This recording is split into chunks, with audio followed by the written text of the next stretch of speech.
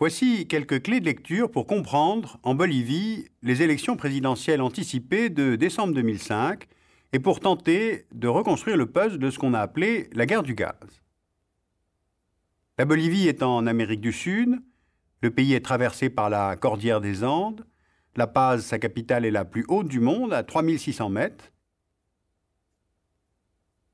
Le pays fait un peu plus d'1 million de kilomètres carrés, soit à peu près 2 fois la France, mais il n'y a que 9 millions d'habitants et 80% de cette population est concentrée dans un triangle formé par le lac Titicaca au nord, les villes de Potosí au sud et Santa Cruz à l'est.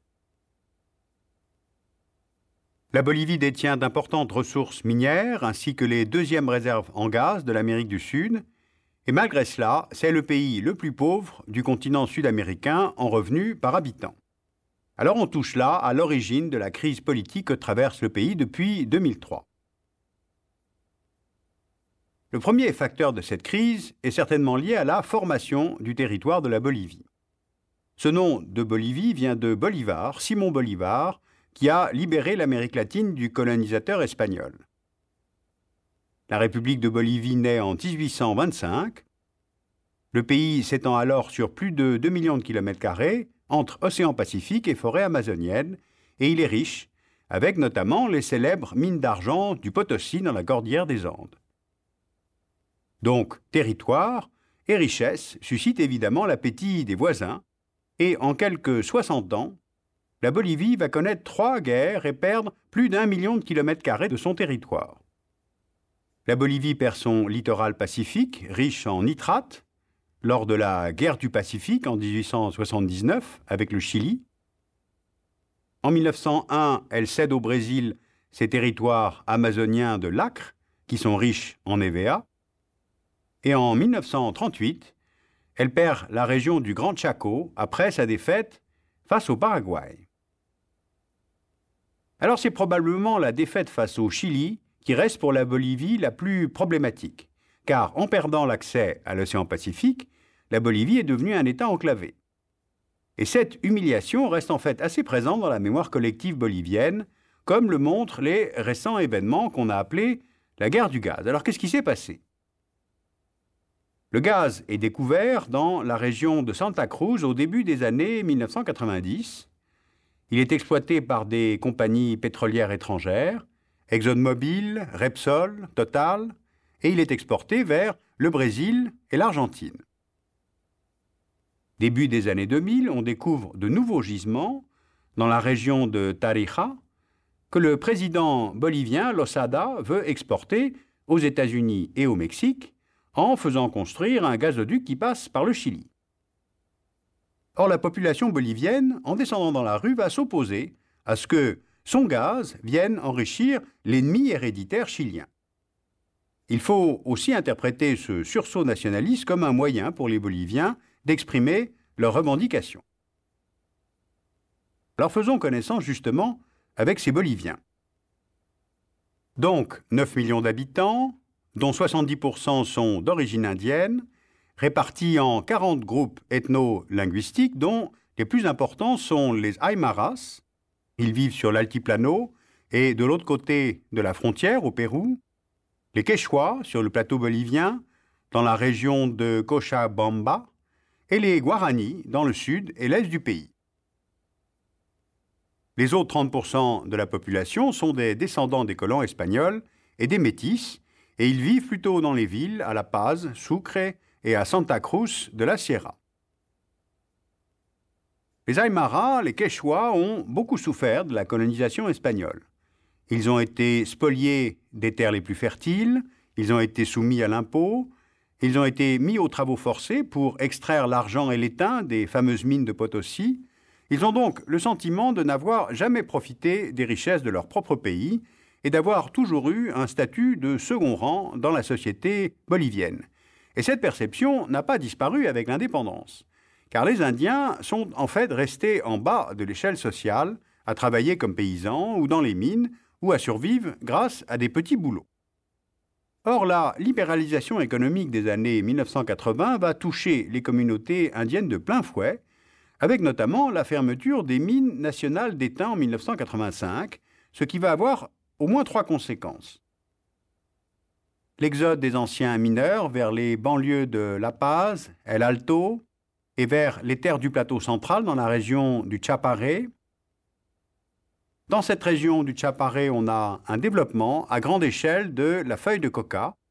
La coca est traditionnellement mastiquée ou consommée en infusion, donc elle peut être légalement cultivée. Mais avec la coïncidence entre marasme économique et la demande accrue qui vient des États-Unis, ces régions agricoles sont devenues en quelques années productrices de la feuille de coca transformée en cocaïne. C'est l'une des principales activités économiques du pays, qui est le 3e producteur de coca au monde. Et puis, 3e conséquence de cette libéralisation, qui n'apporte aucun bénéfice aux communautés indiennes, c'est l'émergence de mouvements sociaux indiens qui vont s'imposer comme une opposition au pouvoir en place. Il y a d'abord le mouvement indigène Pachacuti. Il a été fondé en 2000 par un Aymara, Felipe Quispe. Le mouvement est à base ethnique et régionale. Il prône l'Aïlou, c'est-à-dire un retour à l'organisation de la société en communauté paysanne de l'époque Inca. Et depuis 2004, le mouvement s'est radicalisé. Quispe refuse maintenant de reconnaître l'État bolivien et ses frontières. Il appelle à l'appropriation des ressources naturelles du pays. Et certains de ses supporters ont participé au lynchage d'élus locaux. Il y a ensuite le mouvement pour le socialisme, un mouvement syndical indien qui représente les producteurs de coca, les cocaleros. Son leader, Evo Morales, est aussi Aymara. Il est originaire de la région d'Oruro. Il a fait 21% des suffrages à la présidentielle de 2002 et il est la figure de l'opposition au pouvoir en place.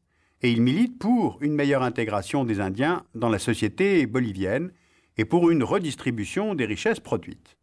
Il se rapproche d'ailleurs à cet égard des zapatistes du Mexique. Eh bien, c'est là où l'on rejoint la question de la guerre du gaz. Les mouvements indigènes ont joué un rôle considérable dans la démission, en octobre 2003, du président Losada.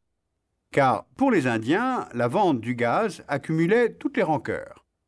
D'abord, une volonté de changement d'un État, mais aussi d'une société, dirigée par une élite blanche, libérale, moderne, mais corrompue et excluant les identités indiennes.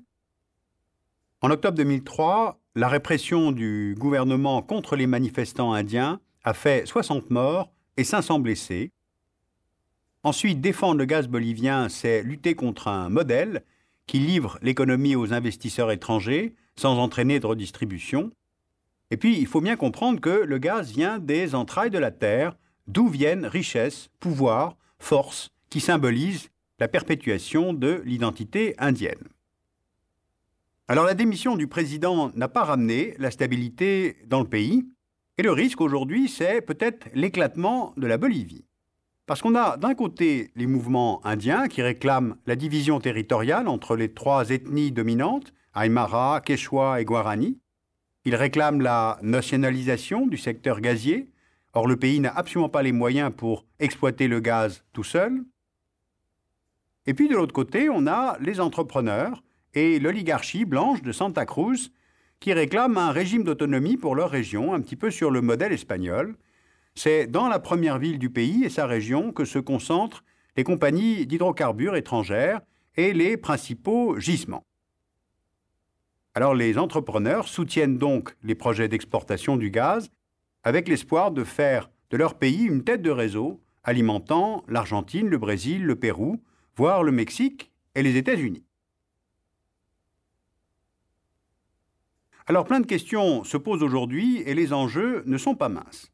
D'abord, comment concilier l'éradication de la culture de la coca avec le maintien des revenus pour les paysans boliviens les plus pauvres? Comment passer à un modèle de nation multiethnique pour résoudre les inégalités historiques dont sont victimes les peuples indiens? Mais en même temps, comment éviter la radicalisation des mouvements indiens et contenir les dynamiques centrifuges, c'est-à-dire qui pourraient entraîner un éclatement de l'État? Car il faut voir qu'à une autre échelle, l'échelle internationale, il y a la crainte des États-Unis de voir la Bolivie devenir un narco-État ingouvernable, devenant l'allié du Venezuela, de Chavez, soit au fond deux premiers dominos d'un mouvement d'opposition anti-américain.